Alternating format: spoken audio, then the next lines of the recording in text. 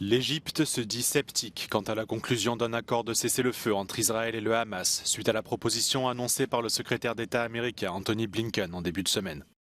Mercredi, le Hezbollah a tiré plus de 50 roquettes en direction du plateau du Golan contrôlé par Israël, affirmant qu'il s'agissait de représailles à la frappe israélienne de mardi sur le Liban. L'attaque a eu lieu après la rencontre d'Anthony Blinken avec les principaux médiateurs égyptiens et qataris qui visaient à faire avancer l'accord de cessez-le-feu entre Israël et le Hamas. Le temps presse, selon le secrétaire d'État américain, alors que les craintes d'une nouvelle escalade régionale augmentent.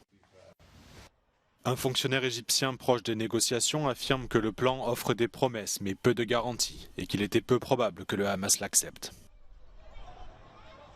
La première phase de la proposition prévoit une libération des otages retenus par le Hamas avant toute négociation sur les phases suivantes. Cela signifie que le groupe palestinien devrait libérer des otages civils en échange d'une pause dans les combats, sans garantie d'un cessez-le-feu permanent. La proposition ne précise pas non plus si elle obligera Israël à se retirer des 2 corridors stratégiques de Gaza. Les médiateurs doivent se réunir jeudi et vendredi au Caire pour poursuivre les discussions sur la proposition avant de la soumettre officiellement au Hamas.